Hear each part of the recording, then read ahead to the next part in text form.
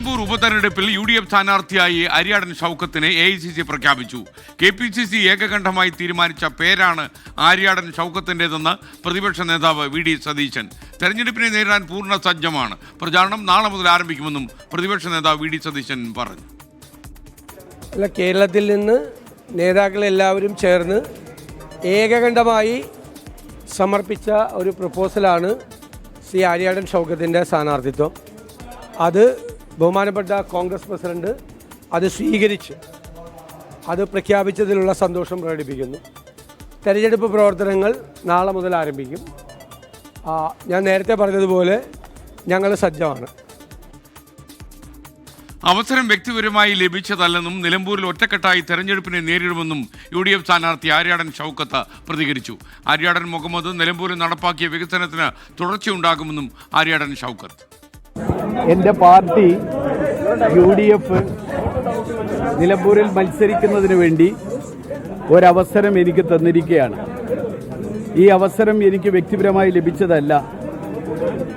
മലപ്പുറം ജില്ലയിലെ കോൺഗ്രസ് പ്രവർത്തകരുടെ, അതുപോലെ തന്നെ നിലമ്പൂരിലെ കോൺഗ്രസ് പ്രവർത്തകരുടെ, UDFൻ്റെ പ്രവർത്തകരുടെ എല്ലാവരുടെയും പിന്തുണയോടുകൂടി, ഐക്യത്തോടുകൂടി കോൺഗ്രസ് എനിക്ക് തന്ന ഈ അവസരം നല്ല രൂപത്തിൽ വിനിയോഗിച്ചുകൊണ്ട് ഐക്യത്തോടുകൂടി മുന്നോട്ട് പോയി നല്ലൊരു ഭൂരിപക്ഷത്തിന് വിജയിക്കാനും 2 തവണയായി നിലമ്പൂർ നഷ്ടപ്പെട്ട നിലമ്പൂരിനെ തിരിച്ചു പിടിക്കാനും എൻ്റെ പിതാവ് 3.5 പതിറ്റാണ്ട് കാലം നിലമ്പൂരിലുണ്ടാക്കിയ വികസന പ്രവർത്തനങ്ങളുടെ തുടർച്ച ചെയ്യുന്നതിനും ഈ കഴിഞ്ഞ ഏകദേശം 1 പതിറ്റാണ്ടോളം കാലം നിലമ്പൂരിലുണ്ടായ വികസന മുരടിപ്പ്, അതുപോലെ തന്നെ കേരളത്തിലെ ഇന്ന് ദുരിതപൂർണമായ ദുസ്സഹമായ ഒരവസ്ഥ, ഇതൊക്കെ ചർച്ച ചെയ്തുകൊണ്ട് ഇതിനൊക്കെയുള്ള കൃത്യമായ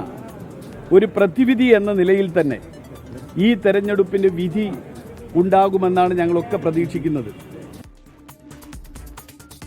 വിപിൻ സി വിജയൻ വിശദാംശങ്ങളുമായി നിലമ്പൂരിൽ നിന്ന് ചേരുകയാണ്.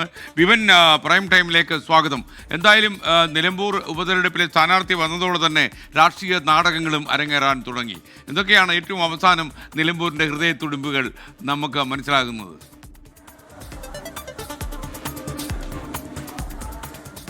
Thank you SKN. ഇതാ നിലമ്പൂരിൻ്റെ പോര് ആരംഭിക്കുകയാണ്. അതിൽ UDFൻ്റെ സ്ഥാനാർത്ഥിയായി ഒടുവിൽ ആര്യാടൻ ഷൗക്കത്തിനെ പ്രഖ്യാപിച്ചിരിക്കുന്നു. AICCയുടെ പ്രഖ്യാപനം ഇന്ന് 6:30 കൂടിയാണ് വന്നത്. വലിയ നീണ്ടു നിന്നിട്ടുള്ള ചർച്ചകളായിരുന്നു ഇന്ന് ഉണ്ടായിരുന്നത്. ഈ ഒരു തിരഞ്ഞെടുപ്പ് ഉണ്ടാകുമെന്നുള്ളത് ഏറെക്കുറെ ഉറപ്പായ സമയം മുതൽ കേൾക്കുന്ന സ്ഥാനാർത്ഥി ചർച്ചകളായിരുന്നു. അതിൽ 2 പേരുകളായിരുന്നു, ആര്യാടൻ ഷൗക്കത്ത് അല്ലെങ്കിൽ DCC അധ്യക്ഷനായിട്ടുള്ള VS ജോയു എന്നുള്ളത്. ഇന്ന് ഉച്ചവരെയും ഈ ഒരു ചർച്ച നീണ്ടുനിന്നു എന്നുള്ളതാണ് അതിലേറ്റവും എടുത്തു പറയേണ്ട കാര്യമുള്ളത്. ഇന്ന് കൊച്ചിയിൽ നടന്ന നേതൃയോഗത്തിന് ശേഷം AICCക്ക് KPCC കത്ത് നൽകുകയായിരുന്നു. അതിലൊരൊറ്റ പേരാണ് ഉണ്ടായിരുന്നത്. ആര്യാടൻ ഷൗക്കത്ത് ഇനി മണ്ഡലം തിരിച്ചുപിടിക്കുന്നതിന് വേണ്ടി ആര്യാടൻ മുഹമ്മദിന്റെ മകനെ തന്നെ ഏൽപ്പിക്കുന്നു എന്നുള്ളതാണ് അതിലേറ്റവും പ്രധാനപ്പെട്ട ഒരു കാര്യമുള്ളത്. അങ്ങനെ AICC അത് പ്രഖ്യാപിക്കുകയായിരുന്നു. അത് ഐക്യകണ്ഠമായി ആണ് പ്രഖ്യാപിച്ചത് എന്നുള്ളത് പറയുകയും ചെയ്തു. ഒപ്പം ആര്യാടൻ ഷൗക്കത്തുമായി ബന്ധപ്പെട്ട് അതിൽ അദ്ദേഹം പറയുന്നത് ഈ മണ്ഡലം തിരിച്ചുപിടിക്കുമെന്നുള്ളതും 9 വർഷത്തെ വികസന മുരടിപ്പ് അത് തുറന്നു കാണിക്കും എന്നുള്ളതുമാണ്. നാളെ മുതലാണ് പ്രചാരണം ആരംഭിക്കുന്നത്.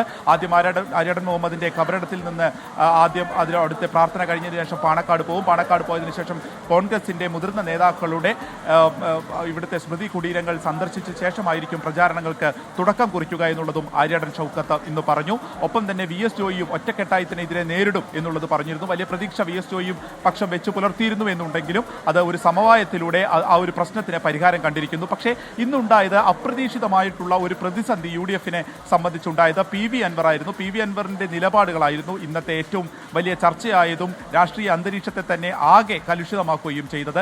അദ്ദേഹം ഇന്ന് രാവിലെ പറഞ്ഞത് ആര്യാടൻ ഷൗക്കത്ത് ഒരു വിജയസാധ്യത ഇല്ലാത്ത ഒരു സ്ഥാനാർത്ഥിയാണ്. അങ്ങനെ ഏതെങ്കിലും ഒരു ചെകുത്താനെ അവിടെ സ്ഥാനാർത്ഥിയാക്കിയാൽ അംഗീകരിക്കില്ല, അതൊരു നല്ല ചെകുത്താനായിരിക്കണം എന്നുള്ളൊരു പ്രയോഗം കൂടി അദ്ദേഹം നടത്തുകയുണ്ടായി. അതോടുകൂടി തന്നെ തന്നെ വലിയ രീതിയിലൊരു ആത്മവിശ്വാസത്തിലായിരുന്ന UDF ക്യാമ്പിനെ അത് വലിയ രീതിയിൽ തന്നെ ബാധിച്ചിരുന്നു. അത് ഏതെങ്കിലും രീതിയിൽ സ്ഥാനാർത്ഥി നിർണയത്തെ ബാധിക്കുമോ എന്നുള്ള സംശയം UDFന്റെ ക്യാമ്പുകളിൽ പ്രവർത്തകർക്കിടയിൽ ഉണ്ടായിരുന്നു. എന്നാൽ അത് ഉണ്ടായില്ല എന്ന് മാത്രമല്ല, ആര്യടൻ ഷൗക്കത്തിന്റെ പേര് ഒറ്റക്കെട്ടായി എടുക്കുന്നതിന് കുറച്ചുകൂടി വേഗത കൂടി എന്നുള്ളതാണ് അതിൽ നിന്ന് മനസ്സിലാക്കാൻ കഴിയുന്നത്. ഒപ്പം തന്നെ ആദ്യം എടുത്തിരുന്ന, അതായത് ഏത് സ്ഥാനാർത്ഥിയാണെങ്കിലും നിരുപാധിക പിന്തുണ എന്ന ഒരു പദത്തിൽ നിന്ന് PV അൻവർ പിന്നോട്ട് പോയതിൽ UDF നേതൃത്വത്തിന് അതൃപ്തിയുണ്ട് എന്നുള്ള കാര്യം കൂടി പുറത്തു വന്നു. അതിനെ തുടർന്ന് മറ്റൊന്നുള്ളത്, ഇനി തൃണമൂൽ കോൺഗ്രസ് അല്ലെങ്കിൽ PV അൻവർ എന്ത് ചെയ്യും എന്നുള്ളതാണ് ഇനി ഒരു പ്രധാനപ്പെട്ട ചർച്ച. അപ്പോൾ 2 ദിവസത്തിന് ശേഷം ആര്യടൻ ഷൗക്കത്തിന് പിന്തുണ നൽകണമോ എന്നുള്ള കാര്യത്തിൽ തൃണമൂൽ കോൺഗ്രസ് ഒരു തീരുമാനത്തിലെത്തും. PV അൻവർ അതിലൊരു അന്തിമ തീരുമാനം എടുക്കും എന്നുള്ളതാണ് അദ്ദേഹം പറഞ്ഞത്. പക്ഷേ അപ്പോൾ പോലും ഇടഞ്ഞു തന്നെയാണ് PV അൻവർ. ഒപ്പം തന്നെ ഈ ആര്യടൻ ഷൗക്കത്തിന് എതിരെയുള്ള, അതായത് അദ്ദേഹം CPMന്റെ സ്വതന്ത്ര സ്ഥാനാർത്ഥിയാകുന്നതിന് വേണ്ടി 2 മാസം മുൻപ് പരിശ്രമിച്ചിരുന്നു തുടങ്ങിയിട്ടുള്ള വളരെ ഗുരുതരമായിട്ടുള്ള ആരോപണമാണ് ഈ സ്ഥാനാർത്ഥി നിർണയത്തിന് ശേഷം നടത്തിയിട്ടുള്ളത്. അപ്പോൾ ഇനി അത് എത്രത്തോളം ഒരു സമവായ ചർച്ചകളിലേക്ക് എത്തുമെന്നറിയില്ല. എന്നാൽ പോലും UDF അതിനു വേണ്ടിയിട്ടുള്ള നേതൃത്വം, അതിനു വേണ്ടിയിട്ടുള്ള ശ്രമം ആരംഭിച്ചിട്ടുണ്ട്. SK. വിപിൻ സി വിജയനാണ് നിലമ്പൂരിൽ നിന്ന് വിവരങ്ങൾ നൽകിയത്.